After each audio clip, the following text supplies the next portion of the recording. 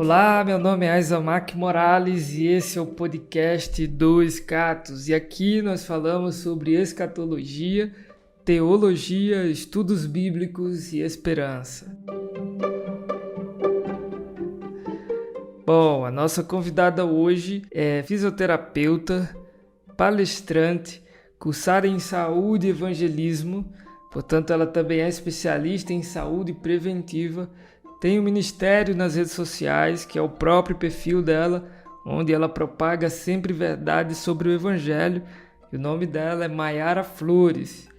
E hoje nós vamos falar sobre um assunto tremendamente importante para os nossos dias e principalmente para as mulheres.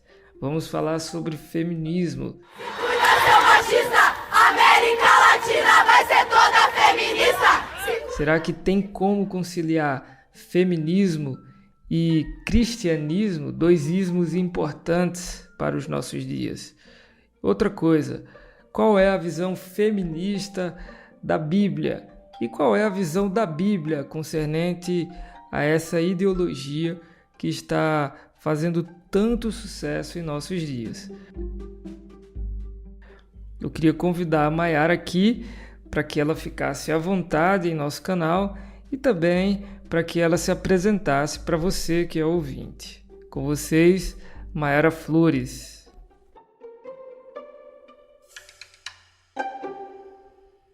Olá, primeiramente quero agradecer ao convite, é um prazer poder estar compartilhando esse assunto tão importante, relevante, ainda mais no momento onde a gente tem várias narrativas que nos confundem, né?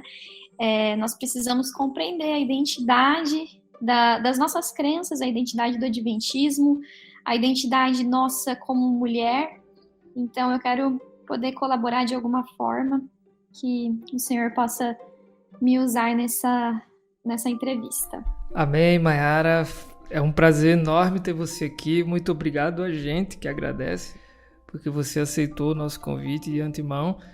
E nós vamos conversar hoje sobre um assunto que, como eu disse, é muito importante, porque como nós já havíamos falado aqui nos bastidores, esse assunto e muitos outros têm sido propagados por várias pessoas, vários gurus que estão na internet, e eles estão enganando grande parte dos jovens que são cristãos e jovens que também não são cristãos. Bom, eu queria começar aqui a nossa conversa para falar sobre o feminismo. E eu queria começar com essa pergunta, né? Porque esse conteúdo que é vasto, que é importante, que tem vários porquês.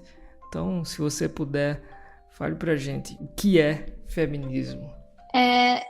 Na verdade, para responder essa pergunta, a gente precisa lembrar que hoje o feminismo ele tem diversas vertentes. Nós temos feminismo liberal, feminismo negro, feminismo marxista, feminismo interseccional, enfim. São diversas pessoas tentando falar o que é. Só que, assim como o cristianismo tem diversas vertentes, a gente precisa ler a Bíblia para entender o que de fato é o cristianismo, porque é ali que está a sua definição verdadeira. A gente não vai sair perguntando por aí só porque uma pessoa diz que é cristã. Então, o que eu vou trazer aqui é algo baseado no que as escritoras que fundamentaram os pensamentos feministas nos trazem. Não é sobre o blog feministinha.com, não é sobre uma feminista que a gente aborda na cidade, na rua, enfim. É sim o que, de fato, a gente tem na literatura, né? O feminismo, ele aconteceu em 3 ondas, hoje já se fala de uma 4ª onda, e aí a gente revê a história do feminismo e pode compreender as suas bases, seus fundamentos, que fazem com que ele seja o que nós podemos definir como um movimento político, filosófico, que entende o patriarcado como agente opressor das liberdades e direitos femininos e visa a emancipação da mulher. Em uma definição coletiva que foi apresentada por uma revista com um grupo de feministas bem conceituadas, elas falam que entendemos o feminismo uma consciência da posição de desvantagem das mulheres na sociedade ou de desigualdade em relação à do homem. Também é um propósito de acabar com essa desvantagem. E quando a gente pensa nessa definição, quando a gente reflete nessa definição, a gente não consegue entender muito bem o que ele é, porque até parece que a gente vê um problema real sendo relatado ali.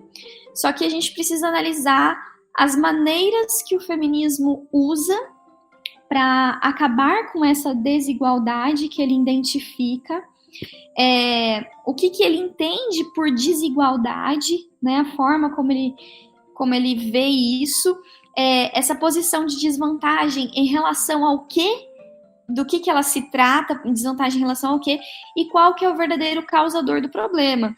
E eles, assim, é meio que um consenso entre todas as vertentes que o patriarcado é o problema, de fato, para a posição de desvantagem, a desigualdade que oprime as mulheres.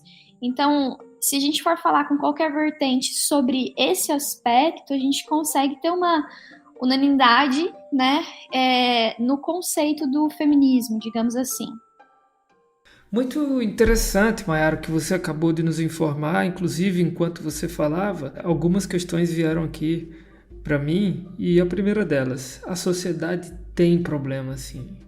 Só que essa ideologia, ela de fato irá resolver esses problemas? Bom, essas e outras perguntas a Mayara irá nos ajudar aqui, hoje, no nosso bate-papo. Mas a pergunta que eu quero que a Mayara responda agora é: qual que foi a origem do feminismo? Quando que ele nasceu? Explica para nós um pouco mais sobre essa questão. Bom, existe uma certa controvérsia entre os autores a respeito de quando exatamente começa o movimento feminista. A gente tem o que nós chamamos de proto-feminismo, que seriam os pensamentos ali que antes do movimento se incorporar como ele se incorporou, já eram soltos e que se encaixam com o que as feministas pensam hoje. E a gente vê que ele vem muito ali do iluminismo, né? Vem muito ali com a Revolução Francesa. A mãe da escritora do Frankenstein, se eu não me engano é Mary Wollstonecraft, o nome dela, ela escreve um livro sobre os direitos das mulheres, ali bem pertinho da época que estava acontecendo a Revolução Francesa, um pouquinho depois, inclusive, onde ela aborda que as mulheres eram muito fúteis e que a vida delas era sem graça, sem sentido, e ela acreditava que a educação compulsória igualitária era o que iria acabar com essa futilidade das mulheres daquela época, que só pensavam em chapéus, sapatos, coisas assim. Enfim, hoje a gente sabe que nós temos uma educação compulsória igualitária, homens e mulheres estudam desde pequenos juntos, e quando a gente vai para o YouTube ver o que as mulheres pesquisam, as mulheres continuam pesquisando sobre sapatos, roupas, maquiagem, gostam dessas coisas que ela identificava como futilidade, né? E os rapazes geralmente estão pesquisando ali, pelo menos o meu esposo direto está pesquisando sobre motor de carro, sobre alguma coisa relacionada à construção, algum jogo de futebol, etc. Enfim, ela acreditava que essa preferência, essas diferenças entre homens e mulheres era por uma questão da educação social. E isso a gente vê muito nos pensamentos de várias feministas de hoje, que acreditam que não existe uma diferença entre o comportamento feminino e masculino, que isso é uma questão social. E que se a gente educar da mesma forma, eles vão se manifestar da mesma forma, vão ter as mesmas preferências, não vai existir essa diferenciação. Enfim, eu acho interessante algumas autoras, alguns autores que trazem a origem do feminismo lá de 19 e 20 de julho de 1848. E vamos parar para pensar no ano que, assim, na época que a gente estava vivendo, isso nos Estados Unidos, em Seneca, Nova York, uma conferência numa capela wesleyana. A gente estava ali tendo algumas questões nos Estados Unidos relacionadas ao abolicionismo. E aí, essas mulheres, algumas mulheres estavam querendo o direito ao voto, o sacerdócio feminino também, e elas vão a essa conferência, elas falam lá sobre essas questões, porém a maior parte não aceita. Então tem muita gente que acredita que nesse momento começa ali os pensamentos feministas se fortificarem e formarem um grupo mais bem definido, um grupo mais específico, enfim. E aí a gente tem algumas principais mulheres, como Elizabeth Staton, Lucretia Mott, Susan Anthony, enfim, Alexandra Kollontai, que é ali no finalzinho da primeira onda, início da segunda onda, e o que elas mais tinham como causas principais era a questão do direito ao voto, o direito de propriedade e a questão da desigualdade no mercado de trabalho. Eram essas as principais pautas. Enfim, aqui responde mais ou menos como que foi a origem. A partir disso, a gente tem muita coisa que poderia estar desenrolando, mas eu acho que a gente pode ir pincelando isso de acordo com as próximas perguntas.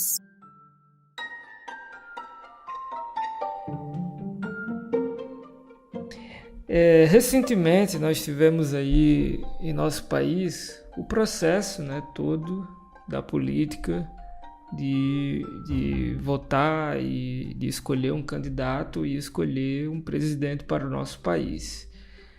E essa pauta do feminismo foi uma pauta utilizada por uma das candidatas a ser presidente no Brasil. E foi interessante, baseado nessa pauta, eu idealizei essa pergunta, formalizei, porque durante, o debate presidencial, em um dos debates, a candidata à presidência Simone Tebet disse que o feminismo deveria ser uma pauta cristã. E aí a fala dela, foi uma resposta ao questionamento de um outro candidato, que foi o padre Kelmon. E ele relembrou que Simone, que ela se define como feminista, e desse modo ele explicou e afirmou que dentro da agenda feminista está o apoio incondicional ao aborto. E perguntou se ela, se a senadora Simone Tebet, seria favorável a essa questão. E aí, no desenvolver da resposta dela, ela falou que o conceito de feminista dela é muito diferente dos de outras pessoas. E ela falou, olha, para mim ser feminista é defender os direitos das mulheres. Sou católica e lamento a sua visão seletiva. Sou contra o aborto e isso não me faz menos feminista. O feminismo no Brasil deveria ser entendido não como uma pauta de esquerda, mas como uma pauta cristã. E aí, depois aconteceu algumas outras coisas lá no debate, mas ela afirmou, que era uma cristã e que era também uma feminista. E a pergunta que eu vou fazer agora para você é possível ser feminista e cristã ao mesmo tempo? Essa situação foi bastante engraçada. Mas assim, vamos lá. Digamos assim, que a gente chega até um cristão e aí fala assim, olha, na Bíblia está escrito que você precisa de uma mudança de vida, você não pode continuar roubando sendo cristão. Ele falou assim, olha, eu tenho meu conceito de cristão. A gente não pode ser seletivo desse jeito, porque para mim o cristianismo é o amor, que Jesus aceita todos e que todo mundo vai para o céu. Enfim, esse é o pensamento das pessoas. E aqui a gente não está falando sobre o feminismo da Simone Tebet, o feminismo da Luísa, o feminismo da Alessandra. Não. Ele tem uma coluna dorsal que deriva os seus pensamentos, ele é bem fundamentado, digamos assim, ele tem as suas escritoras e tal. Então, quando eu leio o que de fato é a base, fundamento para o movimento feminista, eu preciso comparar com as minhas crenças e se eu não estou de acordo com as suas bases, fundamentos e pensamentos principais, eu não posso me considerar feminista. A não ser que eu faça assim, não, então eu vou fazer uma nova vertente por aí que acredita nisso.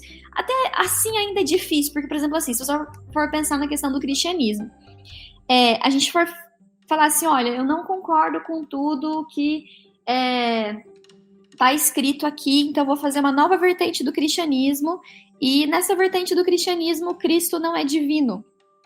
O que acontece? Eu não estou falando de cristianismo, eu estou falando de outra coisa, entende?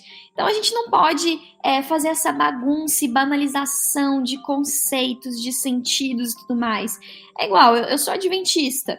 Para eu ser adventista, eu preciso estar crendo e vivendo o que a igreja adventista prega. Se eu discordo com ela, eu vou lá e procuro uma outra igreja. Porque aí é uma questão de hipocrisia, de incoerência, né? Então, assim, a questão é que todas as ondas do movimento feminista, o aborto foi uma questão muito falada, uma questão muito buscada por eles.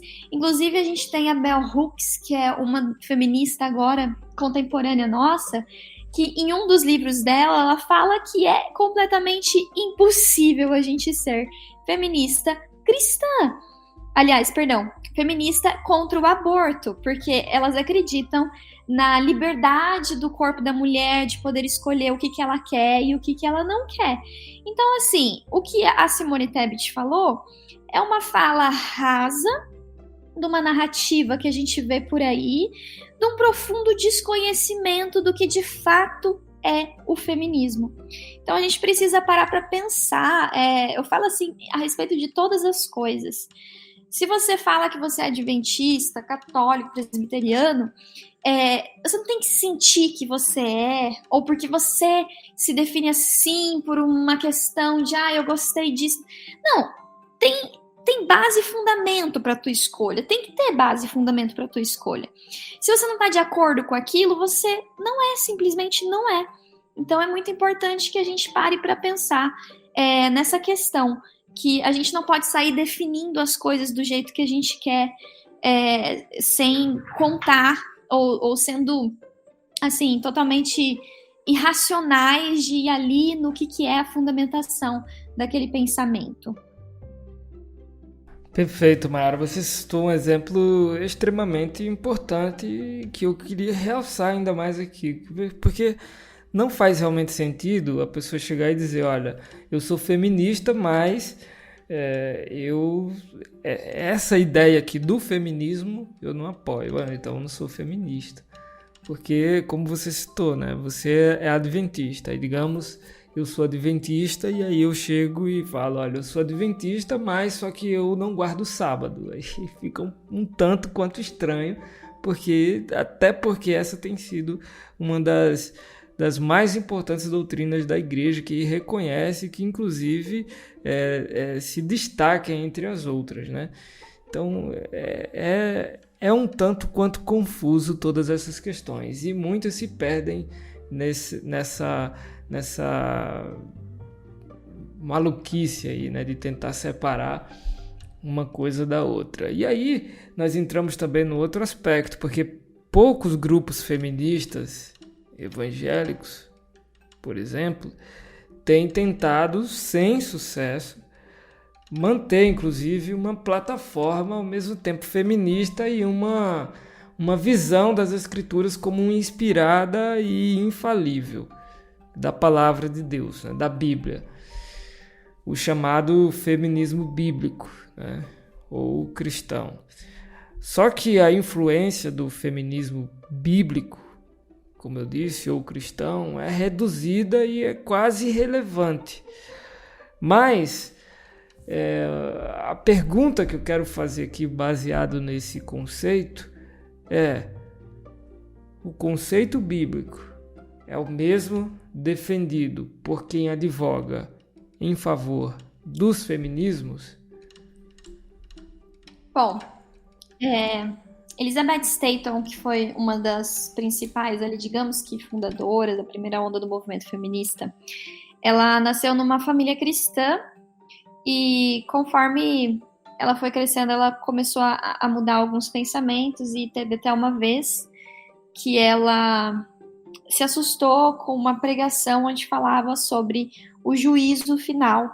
E aí ela fala assim, em um dos seus livros: assim, depois de muitos meses de peregrinação no esgotante labirinto intelectual de A Queda do Homem, perceba bem os tópicos que ela vai levantar, tá?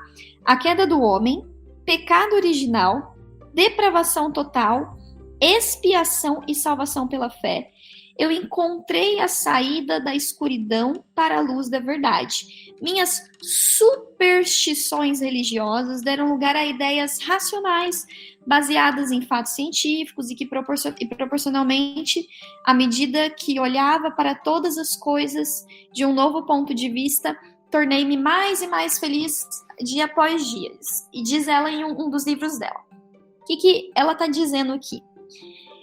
Que essas pautas que são, digamos assim, crenças fundamentais, por exemplo, a queda do homem, né, a questão da depravação da humanidade, a expiação de Cristo e salvação pela fé, são superstições.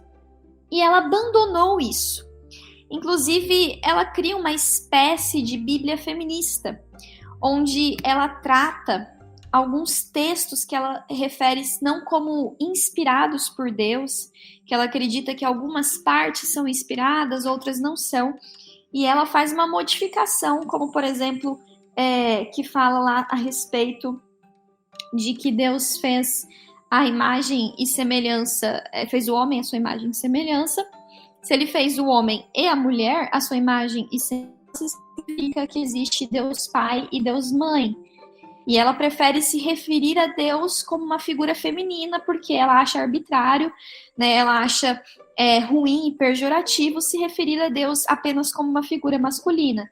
E aí, assim, a gente vê vários desses que defendem o feminismo entrarem em questão com a questão da submissão da mulher, o papel diferente de mulher e de homem, e a maioria desses, eles não trabalham com a visão literal das escrituras, não entende a inspiração total das escrituras, acredita que algumas partes são e outras partes não são, porque quando a gente estuda a Bíblia de verdade e a gente estuda os escritos do feminismo, estuda o que é o feminismo, é impossível não ver uma grande incompatibilidade em pensamentos básicos, visto que o feminismo identifica o patriarcado como sistema opressor das liberdades femininas.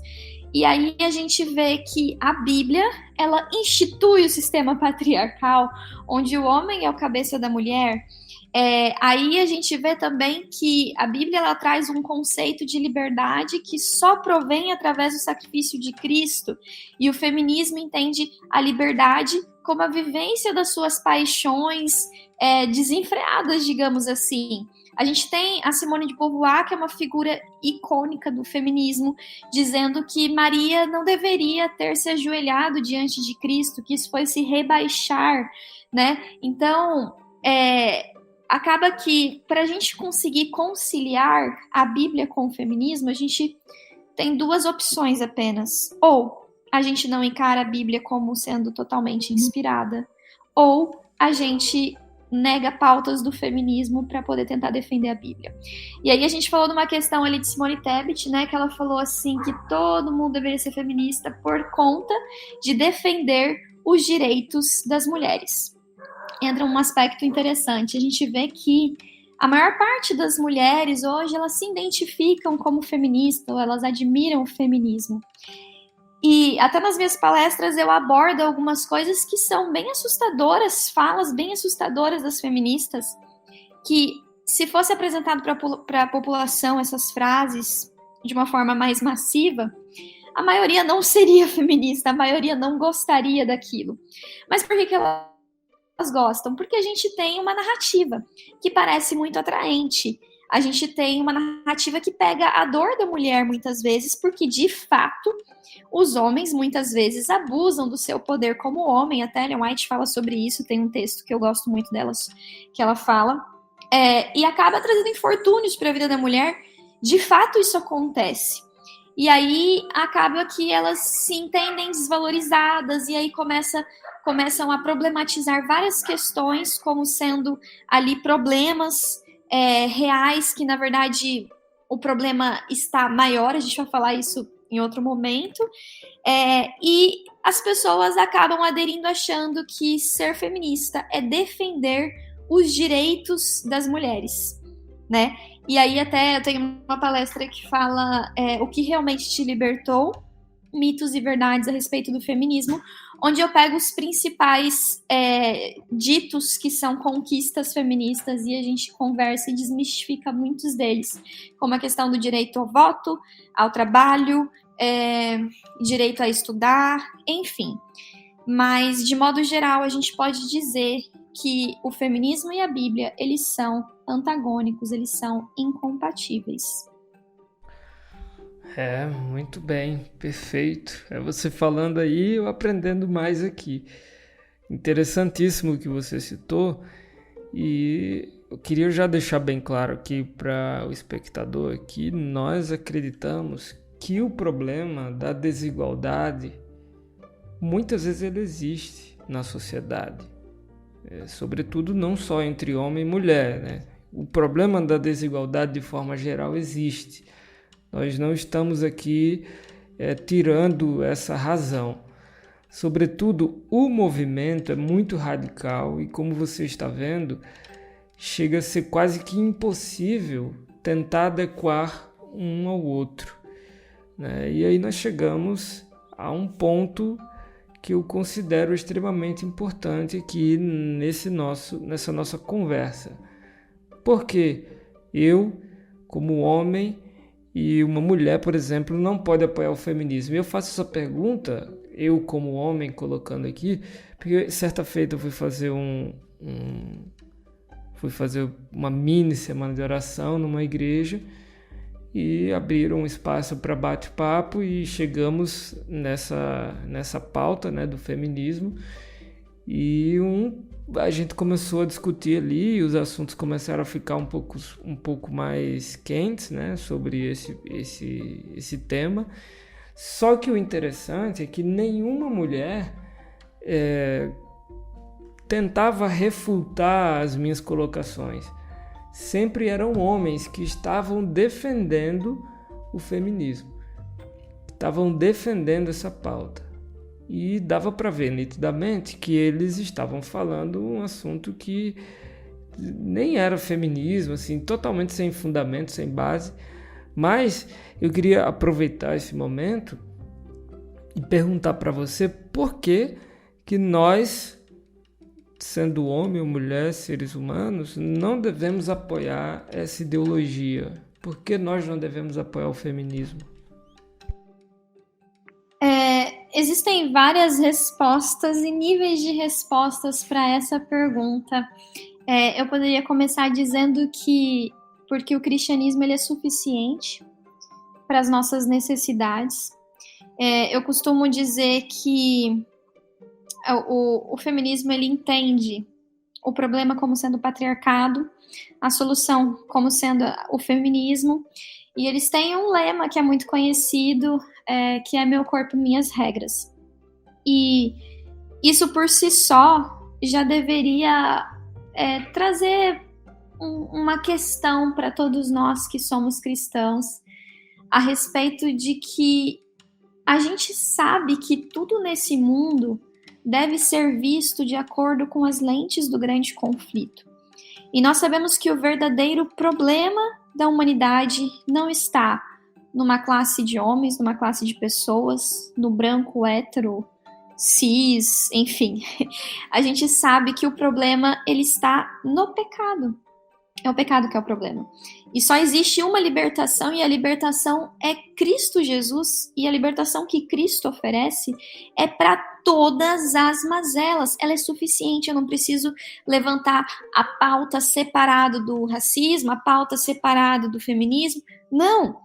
A libertação de Cristo, a redenção de Cristo é para todos os problemas da humanidade. Então, se eu estou buscando Uma outra é como se eu estivesse buscando uma muleta para o cristianismo. Eu estou dizendo que ele é insuficiente para resolver o problema. E um cristão deveria entender que não é meu corpo, minhas regras. O meu corpo é templo do Espírito Santo, pertence a Cristo por criação e por redenção. Portanto, as regras são dele. Uma vez eu escrevi isso num comentário, e aí uma menina feminista pegou e falou assim: mas você decidiu que o seu corpo seria templo do Espírito Santo. Então, seu corpo, suas regras. Eu falei assim, não. O meu corpo, ele foi criado e comprado por Cristo. Se eu não estou fazendo do meu corpo templo do Espírito Santo, eu estou roubando a Deus. Então, sim, meu corpo, templo do Espírito Santo, as regras são dele. Enfim, mas se a gente for ficar só nisso, a gente vai esquecer de ver alguns problemas que eu quero citar aqui no feminismo. Eu gostaria de trazer a escritora Sulamita Firestone. É uma historiadora do feminismo de segunda onda, e ela fala de 4 principais objetivos do feminismo. Antes, só deixa eu trazer um texto que está lá no Dialética do Sexo, que é um livro escrito por ela. E ela fala assim, que o objetivo definitivo da revolução feminista deve ser não apenas acabar com o privilégio masculino, mas também com a distinção entre os sexos. E a gente precisa entender que tipo de distinção é essa, tá? E a questão do privilégio masculino, eu recomendo ler o livro O Sexo Privilegiado, que é um livro que ele mostra como que nós mulheres fomos privilegiadas ao longo da história e desmistifica um pouco essa visão que as pessoas têm, enfim. E aí a gente vai nessa pergunta, né? Que tipo de distinção que ela quer acabar? Ela fala assim como o objetivo final da Revolução Socialista não era apenas acabar com os privilégios da classe econômica, mas também com a própria distinção que existia entre as diferentes classes. Você falou da questão da desigualdade, é uma questão muito falada, e é muito bonito quando a gente fala assim, eu quero acabar com a desigualdade no mundo. A gente precisa pensar, será que desigualdade é necessariamente um problema? Ela é um problema de todas as formas? Vamos para o lado econômico aqui. Digamos que você ganhe 10 milhões de reais por mês. E eu ganhe 1 milhão de reais por mês. A gente é desigual. Bastante desigual.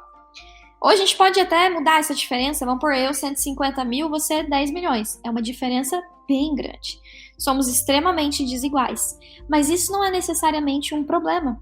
Se a gente tem pessoas desiguais, mas vivendo com qualidade de vida, num estado de riqueza, por exemplo, como esse, a gente não tem necessariamente um problema social.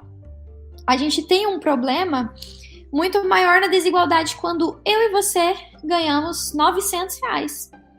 A gente tá igual, porém a gente tá vivendo os dois numa condição muito baixa de vida, entende? Então a desigualdade ela não é necessariamente um problema. Aí a questão é o seguinte, eles entendem que as preferências dos homens e das mulheres é mais uma questão social, que as diferenças é uma questão social e não uma questão biológica e nem uma questão, digamos assim, do propósito divino para o desempenho de papéis. E se a gente for igualar o papel da mulher com o papel do homem, a gente entra em conflito com as escrituras, porque Deus ele pensou em papéis diferentes para melhorar as funções como um todo, sabe?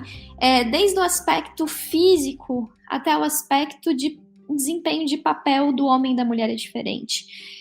Eu vou abordar sobre isso daqui a pouquinho mais. Eu quero ler os 4 principais objetivos que a Firestone trabalha e que hoje a gente vê que mesmo vertentes que se consideram liberais, cristãs, elas partilham de alguns desses pensamentos. Primeiro, ela fala assim que entra a libertação das mulheres da tirania da sua biologia.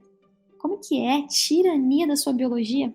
Existem várias escritoras feministas que sentem ódio pela sua biologia, porque mulheres engravidam, porque mulheres menstruam, porque mulheres têm hormônios diferentes que regam o nosso corpo e acaba fazendo com que a nossa voz seja mais fina, com que a gente sinta de uma maneira diferente dos homens, enfim.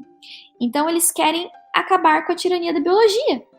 Ou seja, modificar algo que não é um aspecto cultural, social, mas é um aspecto que vai direto em contraste com o que o Criador pretendeu ao fazer a mulher. Isso é complicado. Se a gente é criacionista, se a gente entende a beleza da criação, isso aqui já deveria assustar a gente por si só. Enfim, ela fala assim, através de todos os meios disponíveis e a distribuição do papel da nutrição e da educação das crianças entre a sociedade como um todo. E aí, quando a gente vai lá para o início da segunda onda, a gente vê uma feminista muito famosa, que foi Alexandra Kollontai, onde ela foi muito amiga de Lenin, líder da Revolução Bolchevique, da Revolução Comunista, lá há muitos anos atrás, enfim. E eles trabalham com a ideia de tirar a mulher de dentro da casa para que ela trabalhe para o Estado, e o Estado sendo responsável por cuidar da nutrição e da educação das crianças. Hoje a gente vê muita gente achando isso bonito. E a gente vê que, de certa forma, isso aconteceu, de fato. As mulheres saindo do seio da família, dependendo do Estado, e o Estado criando os filhos. Mas é essa a proposta de Deus para a educação dos nossos filhos? A gente aqui que é adventista, que conhece o livro Lar Adventista, que é sensacional, o livro Orientação da Criança.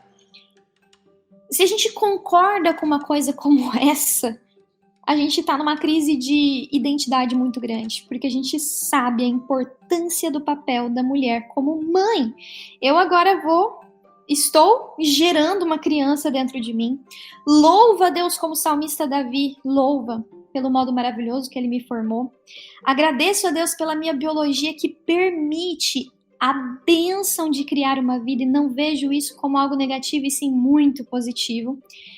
E entendo aquilo que está escrito no Lar Adventista, que fala assim: o rei em seu trono não tem função mais importante do que a mãe. A mãe é a rainha do lar. Você vê que as feministas desprezam as donas de casa, desprezam a mãe. E se você acha que eu tô falando bobeira, vai lá ler Simone de Beauvoir, Beth Frida, né? A própria Elizabeth Staton, que fala que as mulheres não conseguirão atingir uma posição mais elevada enquanto elas forem rebaixadas no matrimônio. Então eles entendem o matrimônio como prisão. Enfim, então a gente vê que a Bíblia eleva esse papel da mulher. Lá em Provérbios 31, Timóteo, né, nas cartas de Paulo a Timóteo, fala das mulheres como boas donas de casa, enfim. Fala que anjo não desejaria posição mais importante do que a mãe.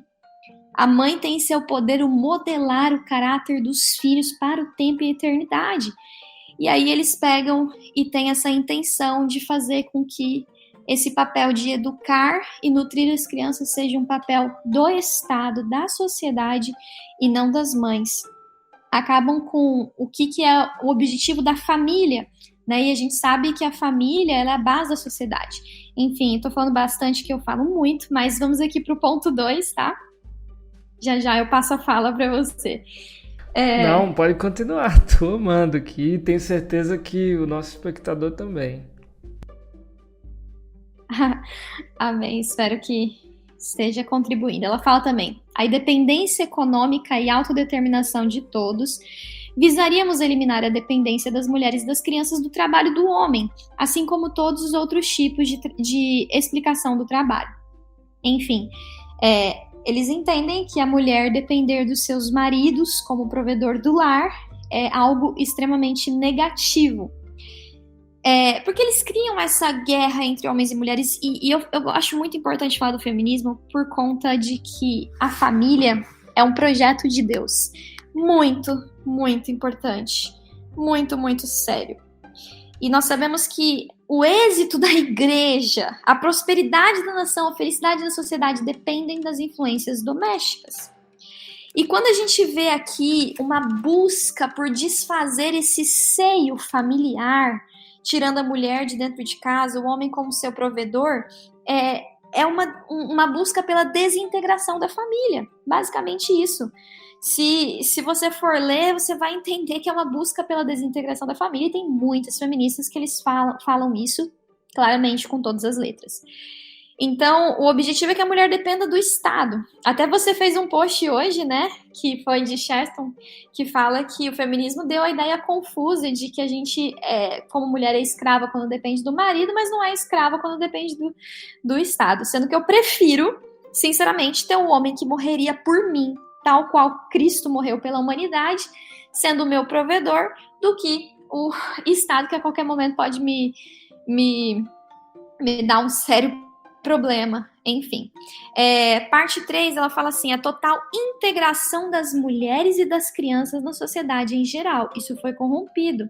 O conceito de infância foi abolido, tendo as crianças, presta atenção nisso aqui, tendo as crianças plenos direitos legais, sexuais e econômicos, e não sendo suas atividades educacionais e de trabalho diferente dos adultos.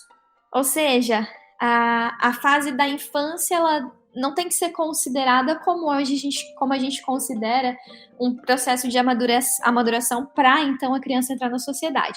Mas, assim, vocês viram ali uma palavrinha que com certeza deixou vocês, tipo, preocupados. Mas olha o ponto 4.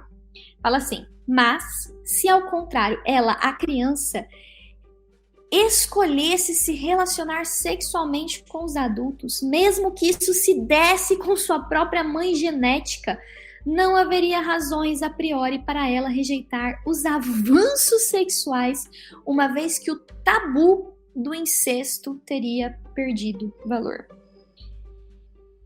Gente, quando a gente diz que a gente é feminista e a gente entende uma historiadora tão importante quanto Firestone, se a gente não concordar com o que ela tá falando e continuar falando que a gente é feminista, é como se a gente falasse assim, olha, eu sou cristão, mas eu não concordo com Paulo.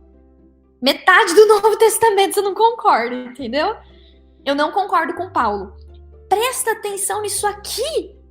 Sabe, Simone de Beauvoir, né, famosa, conhecida por muitos, citadas por muitos, reverenciadas nas universidades, ela participava de uma frente de liberação à pedofilia. Ela mesma cometeu pedofilia. Existem livros de meninas que moraram na casa delas, que eram obrigadas a ter relação com ela e com seu marido, um cara nojento, promíscuo que era. Ela era extremamente promíscua. Então, eles defendem a pedofilia, porque eles entendem que as crianças têm plenos direitos sexuais. Como que um cristão vai compactuar com uma coisa dessa? Enfim, aqui eu finalizo a minha fala. Tem bastante coisa que pode ser falada, mas eu já falei bastante. Fique à vontade, Mayara. O que você falou aí foi de extrema importância. E, de fato, olha, é surreal. Você citou um ponto extremamente importante no começo, e eu queria voltar a tocar nele aqui, porque as pessoas às vezes acabam fazendo, principalmente esse grupo de mulheres que acabam entendendo que pode haver conciliação entre Bíblia e feminismo, ou entre religião e feminismo, ou entre evangelho e feminismo, porque eles sempre colocam Jesus como alguém militante. Como você citou, a gente não deve negar o óbvio, né? A sociedade, ela tem essas divisões claras e totalmente injustas, onde alguém sempre vai sair perdendo. Sobretudo, inclusive, existe uma linha teológica antiga, né, que é chamada de teologia da libertação, que entende o evangelho como mensagem da libertação dos oprimidos. Só que aí nós entramos dentro de um espectro um tanto quanto problemático, porque se nós formos por esse caminho de um evangelho de oprimidos e de opressores, nós criamos uma sociedade de mocinhos e vilões. E perceba que a teologia ou a ideologia do feminismo também caminha por esse lado aí. E se nós criamos uma sociedade de mocinhos e vilões, nós estamos entrando numa dicotomia gigantesca. Por quê? Porque, na verdade, não há nenhum mocinho e não há nenhum herói. Todos nós somos vilões na ótica bíblica, né? Todos nós. Isso não significa, é claro, em hipótese alguma, que devemos ser ignorantes quanto aos problemas sociais. Eles existem. Existe racismo, feminicídio, fome, pobreza extrema e diversas outras questões, né? E nós devemos agir prontamente contra isso quando vemos acontecer diante de nós. Mas devemos trazer à memória que toda a humanidade tem um veneno na sua carne, e o pecado é esse veneno, né? Ressalto aqui o que a Mayara falou, né? E esse veneno feriu as relações humanas. Nenhuma bandeira nossa, por mais importante que seja, vai curar isso, vai acabar com isso. Por isso eu afirmo, Jesus não veio militar por causas, mas ele veio cumprir uma missão dada pelo Pai de redimir os que creem através do seu sangue. O sangue de Jesus é a única cura para o veneno entranhado, inclusive na natureza humana, né? Então, nós cremos que a solução para os problemas sociais é Cristo.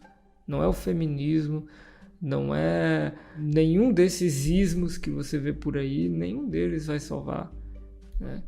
E a Mayara falou muito bem sobre tudo isso aqui, falou inclusive também sobre a questão da desigualdade social, eu concordo plenamente. Agora, nós vamos entrar em um outro espectro dentro do feminismo ainda, sobretudo, eu acredito que muito importante e interessante.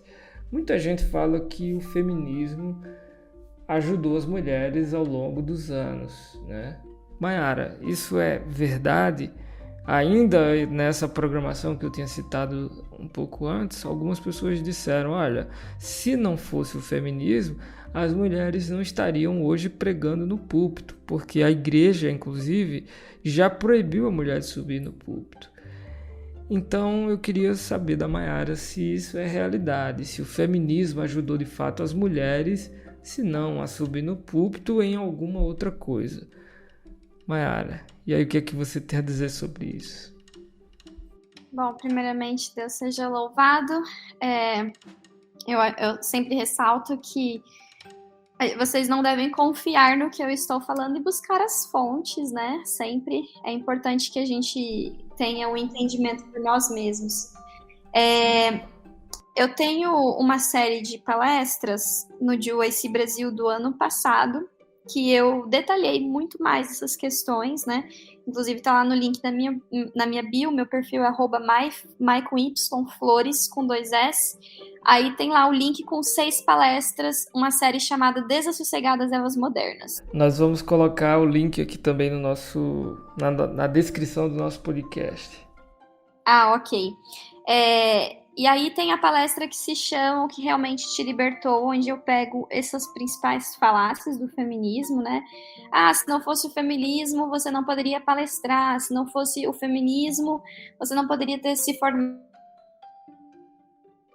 não poderia trabalhar e tal, enfim.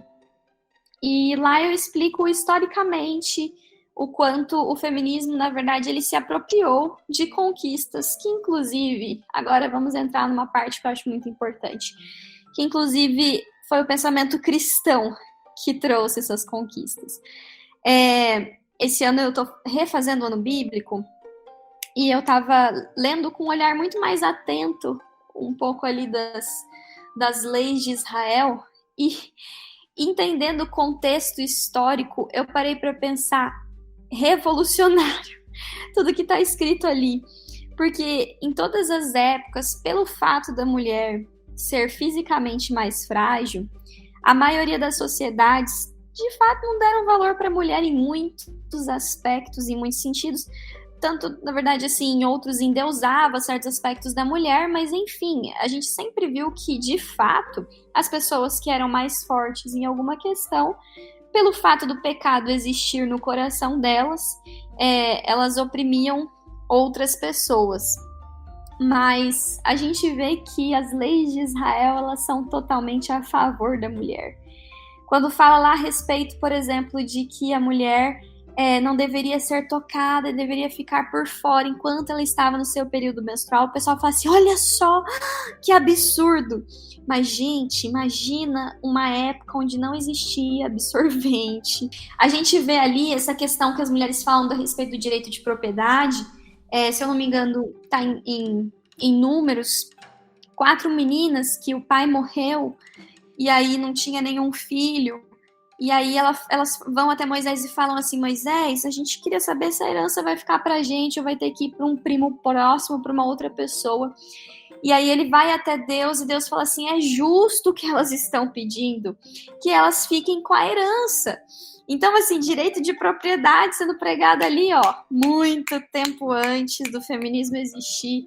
Quando a gente vai para Provérbios 31, a gente vê que a mulher era ali uma baita de uma empreendedora que tinha autoridade dentro da sua casa, que inclusive o homem dela, o marido dela, era chamado grande por causa dela, né? A gente vê Salomão falando que a mulher sábia edifica a sua casa. As mães rainhas, elas tinham uma função muito importante nos reinos de Israel.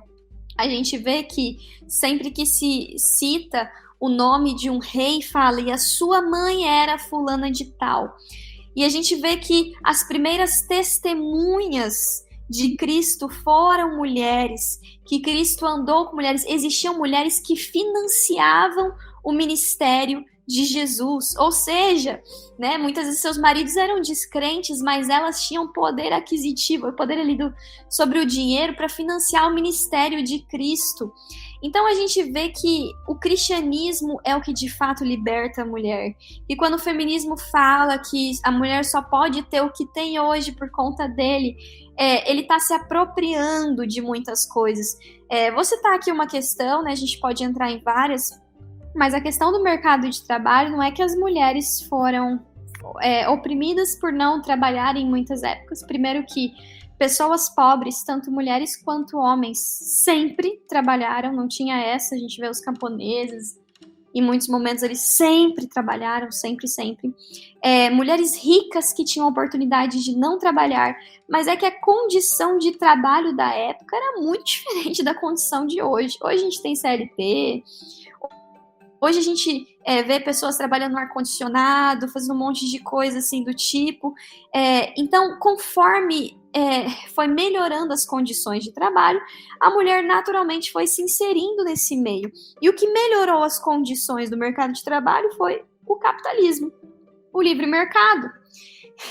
Então, geralmente as pessoas falam, é o socialismo que traz aí uma paz para a sociedade, que o capitalismo é mal, tal. Mas o capitalismo, assim, o livre mercado, poder de aquisição, tal, essas coisas assim, a gente não vai entrar tanto em questão, mas quem sabe em outro momento, ele só foi possível pelo protestantismo, pelo cristianismo acontecendo. Só para trazer a curiosidade, depois vocês pesquisem sobre isso, né? Mas de qualquer maneira, a gente vê que é o cristianismo que de fato trouxe voz para a mulher, que de fato libertou as mulheres. Enquanto a gente via sociedades aí trazendo a ideia da mulher sendo rebaixada, é o cristianismo que traz essa ideia de que o homem ele deve morrer pela sua mulher. Ele não pode maltratar a sua mulher, né? A gente tem aí, né, o espírito de profecia na pessoa de Ellen White, de 1844 para cá. Ellen White falando da importância das mulheres como médicas, enfermeiras, professoras. Estava lá na primeira onda do movimento, onde a gente vê algumas frases dela que são contra aquela primeira onda. E ela já falando das mulheres no mercado de trabalho. Então não foi nada do feminismo que trouxe isso. A gente vê ela falando a respeito de que muitos homens de fato oprimiram as mulheres, né? Mas ela não fala para mudar o modelo instituído por Deus. Ela eleva o modelo instituído por Deus ao seu propósito original. Então não é assim, mulheres e homens estão dando problema no casamento, portanto a gente vai proibir o casamento, a gente vai ser contra o casamento. Não! Se o casamento está dando errado, não é porque o casamento é uma maldição. O casamento é uma bênção. Jesus mostra isso, iniciando seu ministério numa cerimônia de casamento, mostrando esse valor, né, de uma instituição que foi ali criada antes da entrada do pecado. Então, assim, a questão dos casamentos não darem certo é por não seguir o padrão de Deus para a vida matrimonial, né? Então, as mazelas, elas não são por conta de uma classe de homens. Hoje a gente vê falar muito assim, são os brancos privilegiados, cis, que oprimiram a humanidade, e os pobres, os negros, as mulheres, os trans, os gays, eles são os oprimidos.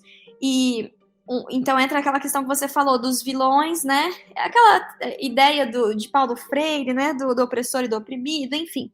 Esse pensamento, ele está muito ali ligado ao que Rousseau falou, de que o homem nasce bom e o que corrompe é a sociedade. E esse é um pensamento extremamente antagônico à palavra de Deus. Qual que é a condição que a palavra de Deus nos diz? Mortos em ofensas e pecados, toda a cabeça está enferma, não há nele coisa sã. Está lá em Isaías capítulo 1, a gente vê que é somente através da transformação de Cristo que uma pessoa pode produzir alguma obra boa. Fala tanto querer quanto efetuar, é obra de Cristo em nós. Então não é uma classe por outra, todas as mulheres são boazinhas, todos os negros são bonzinhos. Não é bem assim que funciona. Há maldade em todo o coração humano e só pode haver bondade através de Cristo. Enfim, essas conquistas, a maioria foram apropriação do feminismo, mas de fato o que trouxe direitos e liberdades para as mulheres foi o cristianismo. Por isso eu digo que ele é suficiente, a gente não precisa do feminismo para defender a mulher. Perfeito, Mayara, perfeito. Você concluiu o que você falou aí perfeitamente.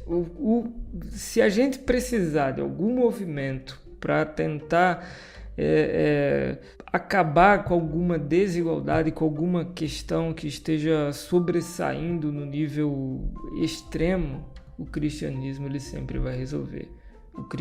Não precisamos entrar em ideologias que defendem os oprimidos no que diz respeito à questão de racismo, no que diz respeito à questão de feminismo, no que diz respeito à questão de pobre, porque o cristianismo, basta ser cristão, né?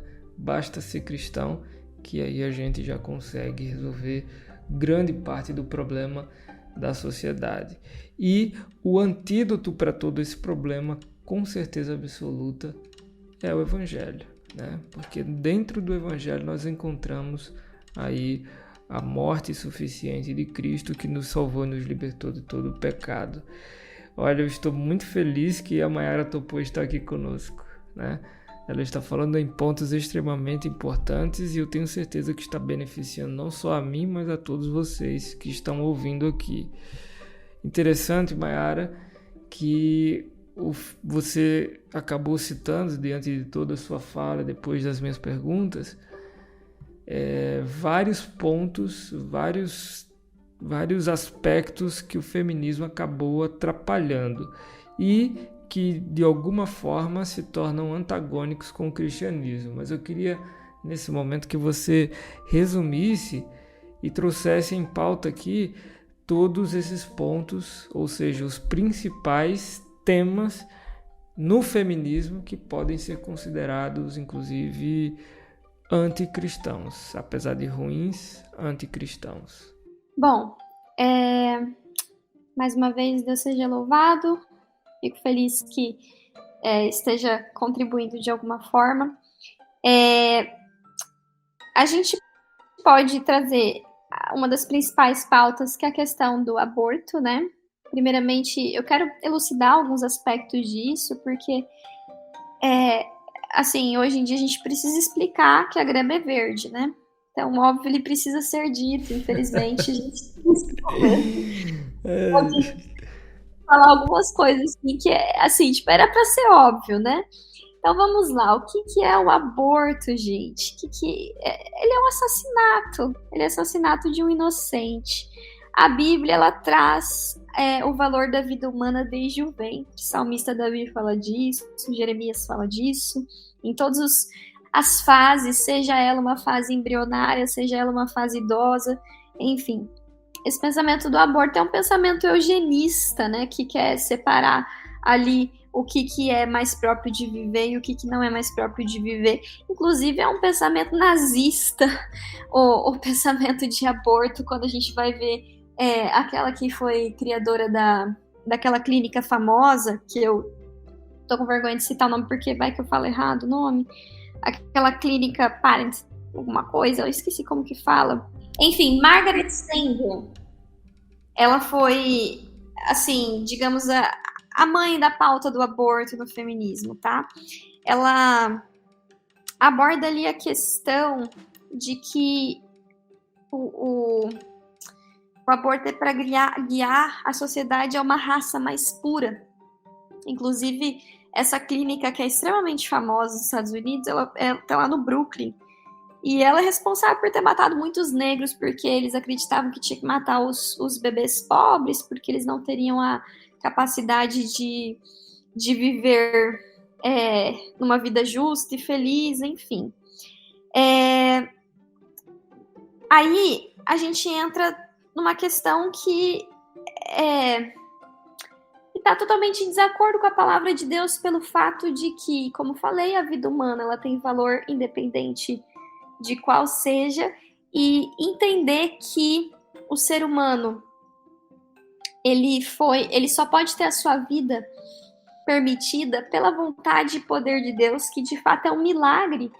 A concepção, ela é todo um milagre, assim, você não consegue entrar em todos os detalhes na sua explicação. E quando a gente faz isso, é como se a gente estivesse querendo brincar de Deus, de dizer o que se eu quero que viva ou não uma pessoa inocente, mesmo ela estando dentro do meu corpo como mulher, ela é um indivíduo, né, que tem a sua individualidade preservada. Bom, existem muitos aspectos nessa questão do aborto, eu abordo ele na minha palestra também.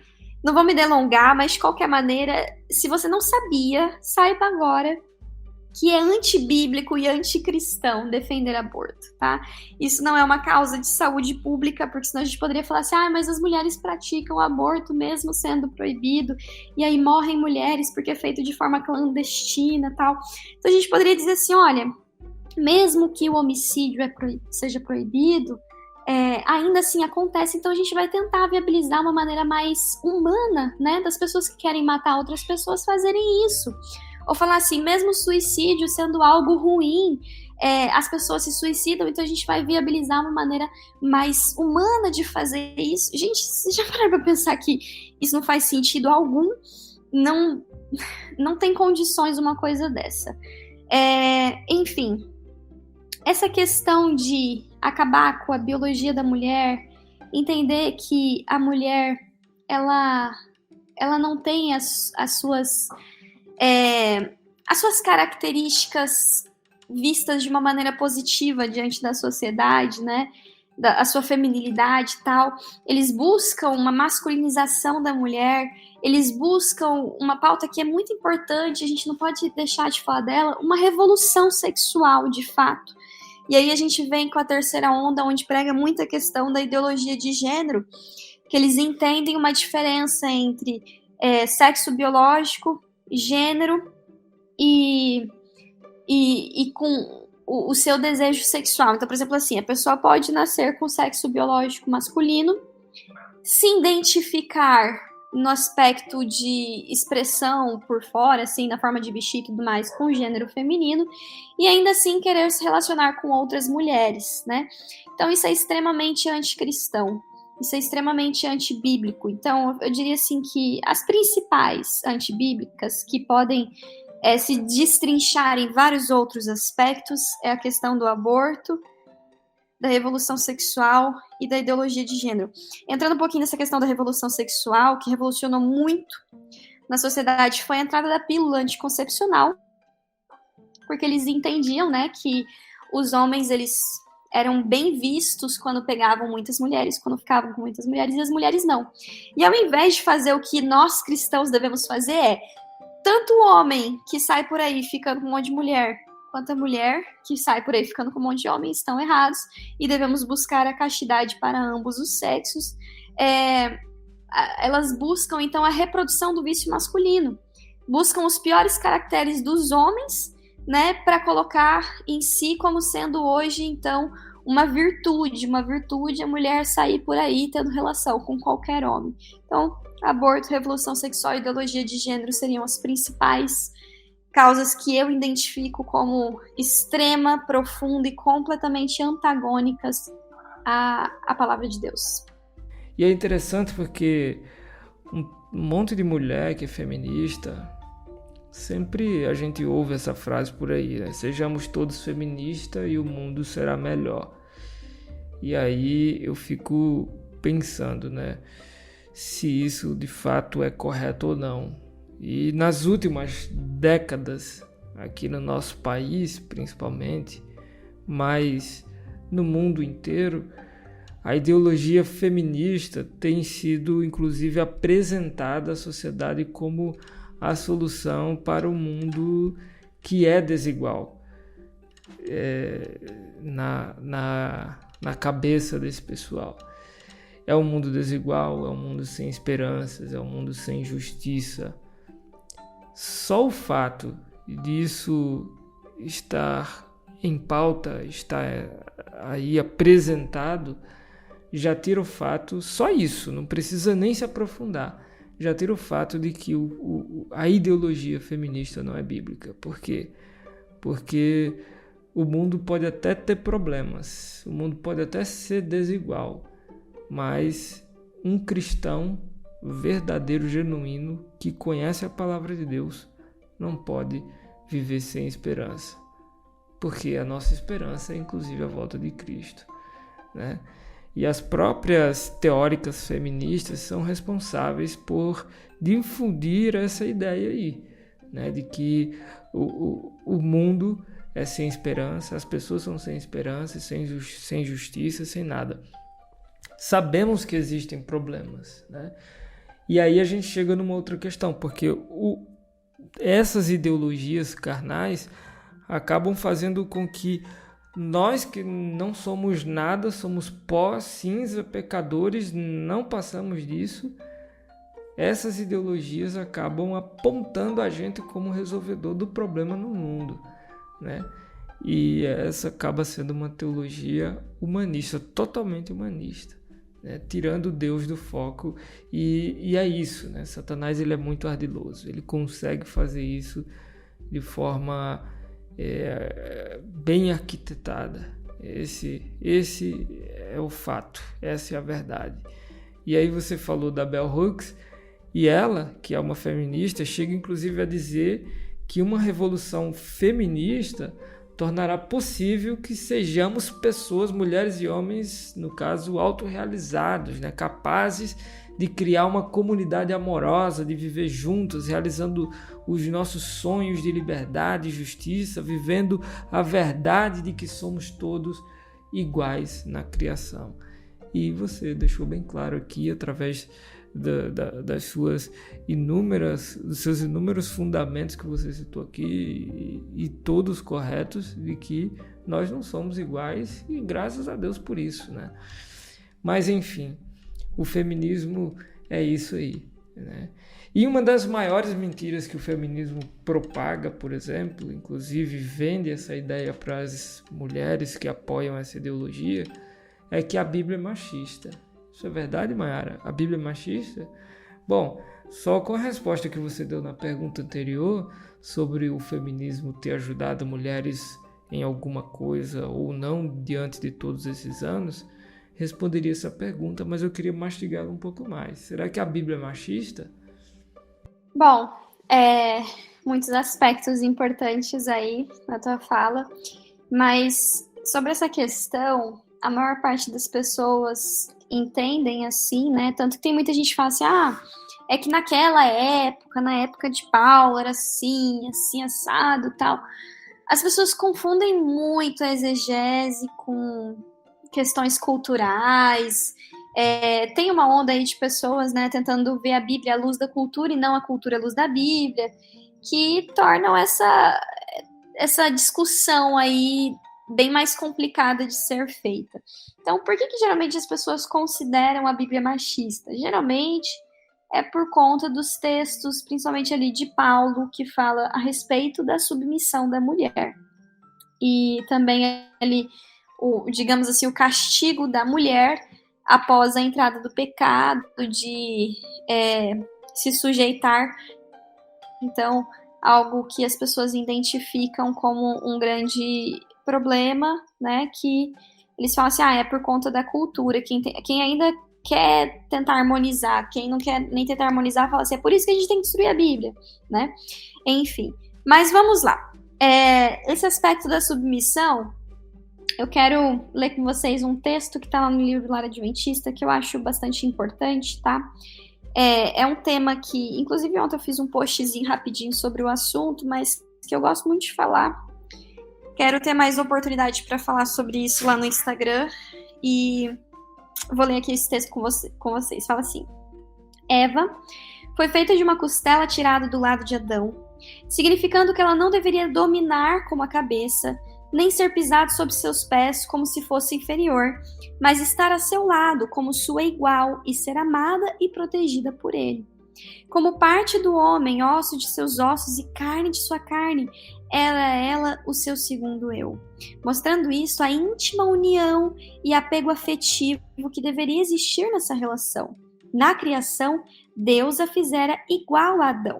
Se houvessem eles permanecidos obedientes a Deus, em harmonia com sua grande lei de amor, sempre estariam em harmonia um com o outro. Mas o pecado trouxera discórdia, e agora poderia manter-se a sua união e conservar-se a harmonia unicamente pela submissão por parte de um ou de outro.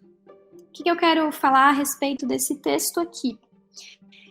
Mesmo que eles eram considerados iguais, né, é muito num aspecto de valor e de autoridade, digamos assim. Porém, desde a entrada ali, desde a criação, o homem e a mulher, eles tinham características físicas, biológicas, em vários sentidos que eram diferentes. O homem, ele tem o seu corpo regado pela testosterona, a mulher pela progesterona, e isso faz com que a gente tenha atividades diferentes, desempenhos em atividades diferentes também. Eu até acho interessante que em Patriarcas e Profetas falava lá que o homem ele era mais largo, tinha os ombros mais largos, era mais alto do que a mulher ali e tal. Enfim, quando a gente para pensar na ação da testosterona no homem, a gente vê que isso gera na mente do homem uma certa força maior do que a mulher, um espírito de combatividade, um espírito de luta. Eu não sei se vocês lembram aquele filme extremamente antigo, Lagoa Azul, que eles são criados isolados numa ilha, e aí tem um certo momento que mostra que a menina teve ali sua menarca, e aí mostra o rapaz que ele tá criando músculo, e aí ele tá com uma lança assim na pedra, e ele fala assim, eu não lembro o nome da menina, mas fala assim, fala pra mim quem que é o melhor caçador. E aí eu quando vi, aliás, quando lembrei daquilo, estudando as coisas, eu parei pra pensar assim, que desde pequenininho, o menino ele tem essa questão de ser segurança, de ser protetor. Assim, quando a gente elogia um homem, ele prefere muito mais ser elogiado a respeito de sua força, a respeito de suas capacidades, do que a respeito da beleza, e já a mulher a respeito da sua beleza. Quando a gente tem dois homens cuidando de um lugar, se a gente vê até no reino animal, há uma disputa muito grande. E acaba que não há harmonia com esse espírito. Quando nós mulheres, dentro da nossa casa, agimos com agressividade com os nossos maridos, A gente não está criando um ambiente de cooperação dentro do lar, e sim de competitividade.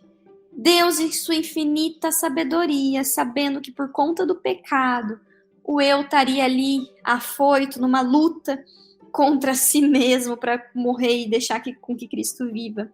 Ele sabia que a testosterona, sem a natureza divina, né, iria trazer dificuldades.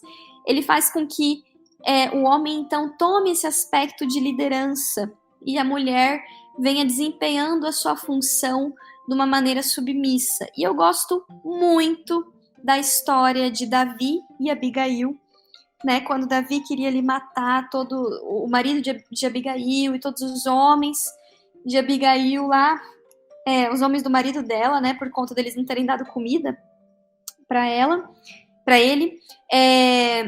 A gente vê que ela vai até ele e ela mostra a sua fragilidade para ele. Ela se perfuma, coloca vestidos bonitos, prepara uma comida gostosa, chega até Davi e fala assim: Senhor, me perdoe pelo meu marido imprudente, mas tenha misericórdia da tua serva. Ela se humilha e mostra muita fragilidade para Davi. E Davi, por conta da atitude sábia daquela mulher, ele então resolve não acabar com o seu esposo e os seus homens ali. O que eu tiro de lição disso? Que a força da mulher está na sua fragilidade. Se a mulher simplesmente chegasse e falasse: ô Davi, você é louco? Por conta dele não querer te dar comida, você vai matar todo mundo? Nem tanto, não precisa disso. Chegar com esse espírito de combatividade, ela não iria conseguir nada.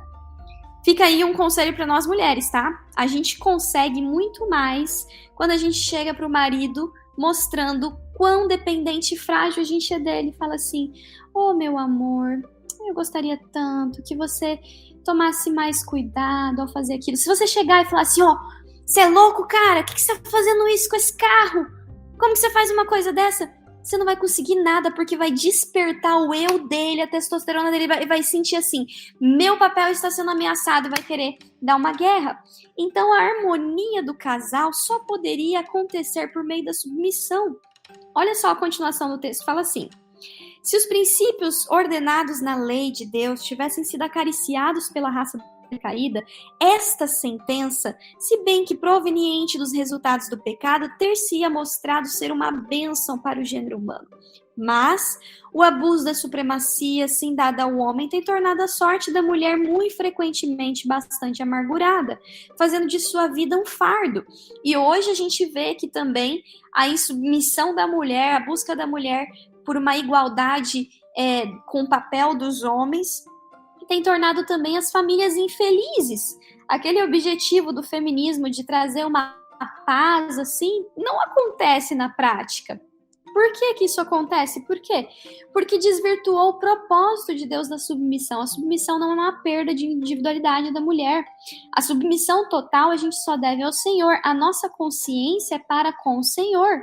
Não é num aspecto da gente ter alguém que dite as regras. Quando a gente vai ver a continuação do texto de Paulo falando a respeito da submissão, a gente vê que o papel do homem é muito mais difícil, porque ele tem que ter a mesma abnegação que Cristo teve para com a sua igreja. Ele tem a responsabilidade de apresentar a sua esposa diante de Deus pura, santa e imaculada, sabe? Então ele tem a responsabilidade séria de fazer bem aquela mulher. E fala, né, assim, a pessoa não machuca o seu próprio corpo, ela não deve machucar o seu próprio corpo, e ele deve entender a mulher como parte de si, e ele não vai fazer mal para si mesmo. Ele vai entender que ela tem o valor do sangue de Cristo, pertence a Cristo por criação e por redenção. Então ele vai dar um tratamento a ela, tal qual ali Salomão e a sua esposa em Cântico dos Cânticos, entendendo a nobreza dela, amando, cuidando e tudo mais. Então a Bíblia ela traz esse aspecto, e por isso ela não é machista, porque fala da submissão. Só acha que a Bíblia é machista quem não entende a verdadeira submissão à luz da Bíblia, quem não entende a beleza e a bênção que a submissão é para nós mulheres. Eu sou casada também, e tenho visto assim como que quando eu pratico da forma certa, o meu casamento se torna, sim, um antegozo do céu, uma antecipação das alegrias celestiais. Então, é somente compreendendo o propósito divino que a gente pode perceber a bênção desse papel e acabar com essa grande mentira de que a Bíblia seja algo que promova a opressão da mulher. Mayara, você nos ajudou bastante com assuntos extremamente importantes, foi no cerne da questão, nos trouxe muitas coisas interessantes sobre esse assunto que hoje é extremamente delicado. Sobretudo você tratou ele com muita educação e trouxe para a gente aqui bastante aprendizado, mas a gente queria ainda assim puxar algo um pouquinho mais de você e pedir que você indicasse para mulheres e também homens, para todos nós, indicações de livro, de algum artigo, de alguma coisa para ler, para fazer enquanto ainda estamos por aqui, e para que a gente não possa ser enganado de alguma maneira com assuntos e com ideologias como essas. Quais indicações você teria para nós? Olha, vou ler aqui rapidinho um trecho que está na Ciência do Bom Viver, página 149, que fala assim: a felicidade da sociedade, o êxito da igreja e a prosperidade da nação dependem das influências domésticas. Deus tem um propósito muito importante para a família. Inclusive, tem um texto que fala que o maior argumento em favor do evangelho é uma família bem disciplinada, uma família bem ordenada. Eu acredito o seguinte, que para a gente saber identificar uma nota falsa, a gente precisa conhecer muito bem a verdadeira. Existem muitos livros que eu poderia indicar aqui a respeito do feminismo, de feministas mesmos, para que a gente possa saber por elas o que é que elas estão dizendo. Mas enquanto a gente não estiver respaldado na palavra, a gente não vai conseguir compreender o engano que está por trás dessas ideologias do mundo. E a gente vai acabar caindo nessas ideologias do mundo, porque o inimigo, ele de fato faz uma lavagem na nossa cabeça e deturpa os nossos pensamentos e apela aos nossos sentimentos pecaminosos, à nossa carne.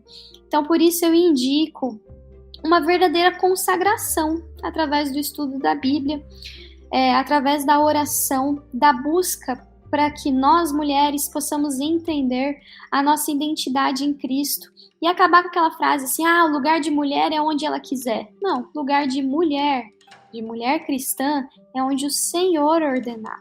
Enquanto a gente não tiver esse relacionamento com o Senhor, a gente vai cair nessas ideologias erradas. E eu indico muito a leitura do livro Lar Adventista, Fundamentos do Lar Cristão, que é um resumo do Lar Adventista. Se você está assistindo a gente e não é adventista, esse livro não vai estar falando sobre doutrinas adventistas. Ele com certeza vai cooperar na sua vida e está em total harmonia com a Bíblia. Esse livro dá vontade de sair por aí, abrir o cérebro das pessoas e enfiar ele lá dentro, porque ele é fantástico, ele tem tudo sobre a convivência do homem e da mulher de uma maneira alegre e feliz, para mostrar para a gente como que a gente pode fazer com que a nossa família seja um testemunho aos homens, aos anjos, aos mundos não caídos, uma reivindicação do caráter de Deus através da nossa vida, e entender o valor, a beleza do papel da mulher. Eu amo falar sobre o valor e a beleza do papel da mulher, porque eles entendem assim que enquanto a mulher for uma mãe, uma dona de casa, alguma coisa, olha só, Simone de Beauvoir fala assim, em minha opinião, enquanto a família e o mito da família e o mito da maternidade, o instinto maternal não forem destruídos, as mulheres continuarão a serem oprimidas. Ela fala que a dona de casa está subordinada, é secundária, é parasita, é para seu bem-estar que essa situação deve ser alterada, proibindo o casamento como carreira para a mulher. As mulheres não devem ter essa escolha. Depois fala assim, que é sobre você poder escolher o que você quer ser. Nada. Tem nada de liberdade de escolha quando a gente se trata de algo que está distante da vontade de Cristo, Então, elas muitas vezes degradam a visão da mulher como dona de casa e como mãe. Não estou falando aqui que a gente não possa trabalhar e exercer outras profissões. Deus tem um propósito para as mulheres fora do ambiente doméstico também. Mas a questão é que se somos chamadas a ser esposas e mães, a nossa prioridade, obviamente, é essa. E a gente não é secundária por fazer isso, porque por trás de um grande homem, só pode existir uma grande mulher. Só uma mulher pode fazer com que um homem seja de fato um grande homem. Ele só é assim por duas mulheres, pela sua mãe e pela sua esposa, que vão fazer com que ele de fato seja assim. A gente tem em nosso poder o modelar o caráter de uma pessoa para o tempo e para a eternidade. Então a gente precisa compreender essa beleza do papel. Então, eu poderia ficar aqui na indicação da Bíblia e Lar Adventista, uma consagração verdadeira, mas se você quiser entender mais, tem um livro da Ana Campagnolo, Feminismo, Perversão e Subversão. O que eu acho interessante desse livro é que ela traz toda a história do movimento ao longo das suas principais ondas, pensadores e tudo mais. O livro que eu falei, O Sexo Privilegiado, do Van, esqueci o sobrenome, mas depois a gente pode passar aí. Ele é um livro muito bom para entender algumas questões e desmistificar essa questão das conquistas do movimento feminista. Bom, esses dois livros já ajudariam muito. Agora, se você quiser ir lá para Simone de Beauvoir, Beth Frida, Sulamita Firestone, tome muito cuidado só, porque tem muita coisa que vai te dar náusea, e não vá sem antes se deleitar, destrinchar a palavra de Deus. A gente, voltando, né? A gente só consegue identificar o falso quando a gente conhece muito bem o verdadeiro. Então, que a gente possa afirmar nos princípios que respaldam nossa identidade como cristão.